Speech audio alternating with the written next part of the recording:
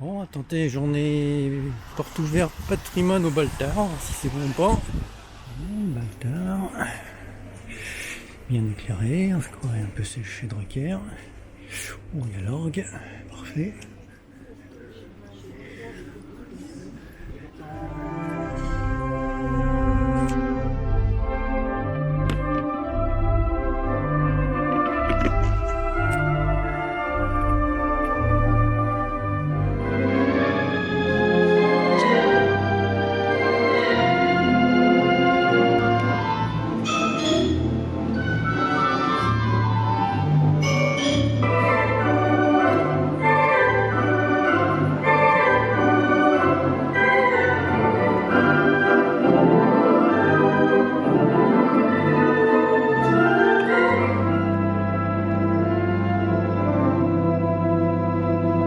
Soyez les bienvenus au pavillon Baltard pour ces journées européennes du patrimoine qui ont été organisées par la ville de Nogent-sur-Marne.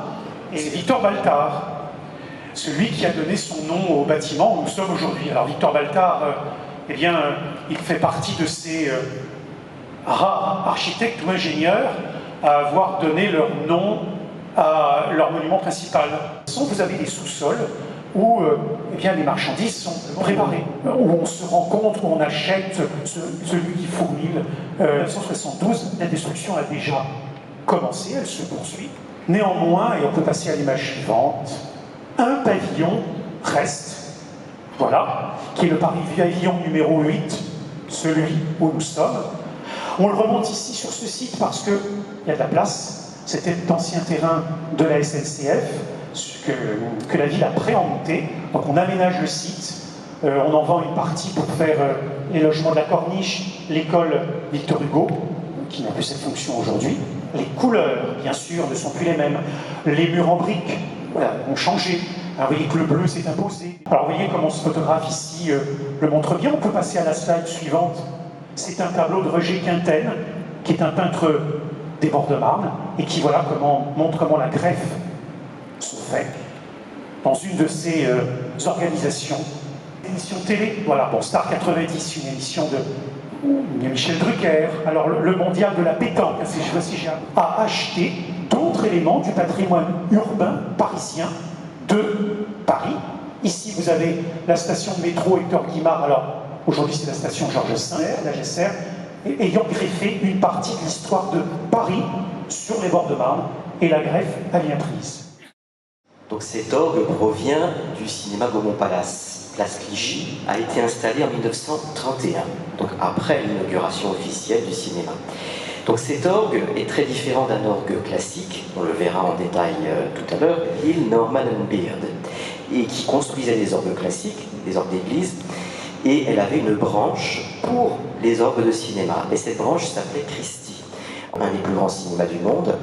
Et là, ce que vous voyez, c'est presque ce que voyait l'organiste lorsqu'il jouait au Gaumont-Palace. C'est-à-dire que la console qui est ici était située dans la fosse d'orchestre, tandis que toute la tuyauterie était, elle, située au-dessus de la scène. Voici Simone Bernard, donc qui à l'époque, dans les années 30, ça s'appelait Simone Guettem. Tout le monde se moquait éperdument de ce que c'était un orgue de cinéma. On s'en fichait. Il n'y a donc que Alain Villain qui s'y est intéressé et qui l'a démonté avec ses propres deniers. Ça, il faut le savoir. Il souhaitait montrer qu'avec un orgue de cinéma, on pouvait aussi finalement solliciter des organistes classiques.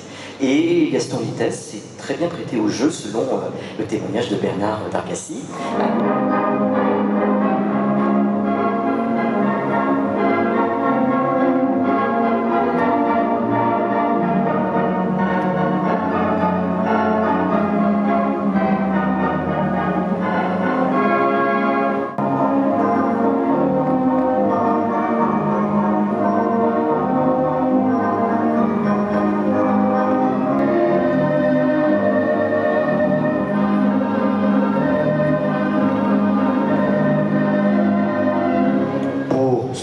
Patrimonial qu'il a fait face à l'indifférence. Et je peux vous dire une chose, c'est que je ne serais pas là avec vous aujourd'hui si Alain n'avait pas sauvé cet orgue et s'il n'avait pas fait l'enregistrement de Tommy de Serre avant le démontage.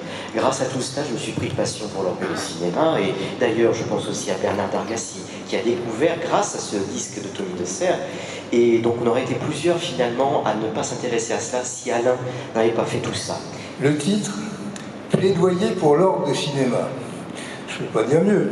Et effectivement, pourquoi je me suis intéressé, petite parenthèse, pourquoi je me suis intéressé à l'orgue du Grand Palace? Ça, c'est le monsieur qui a sauvé l'orgue du Grand Palace en fait, de remonter au Baltard.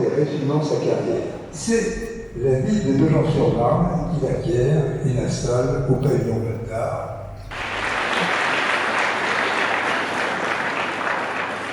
Merci Alain pour ce témoignage et merci pour tout finalement.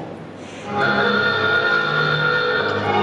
a 10 000, 180 000, 200 000, 200 000, ce qui doit le remonter dans le pavillon Baltard. De sauver les orgues du Beaumont dans un autre monument que nous avons sauvé, le pavillon Baltard, et j'espère que les Parisiens viendront danser.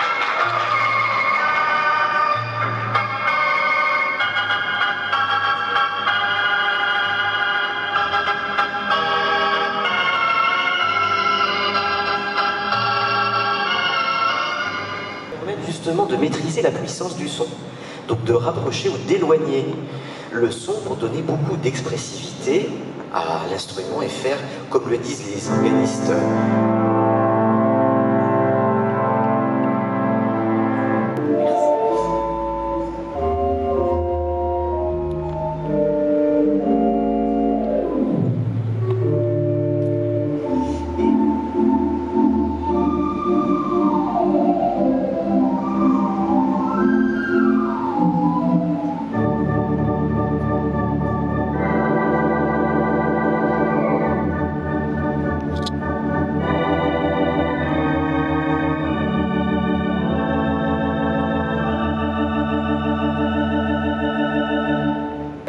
le sifflet de bateau.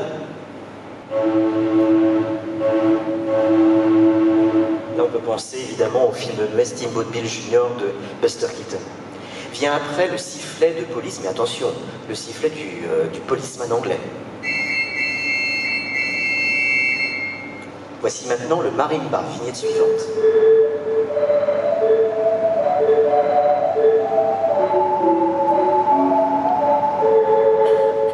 Cymbale franche.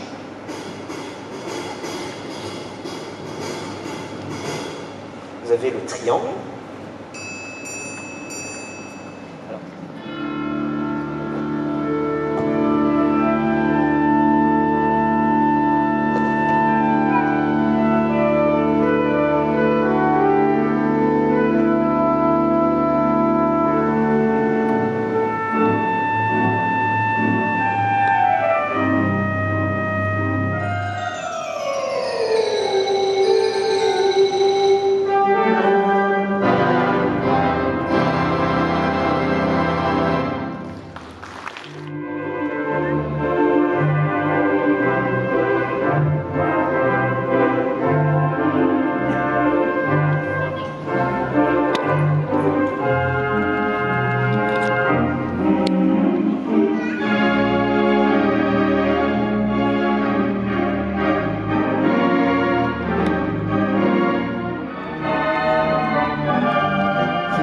Des cloches tubulaires, et ils ont exactement ça.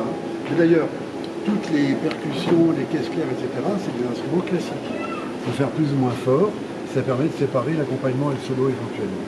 Donc de l'autre côté, il y a plein d'autres tuyaux, plein d'autres effets.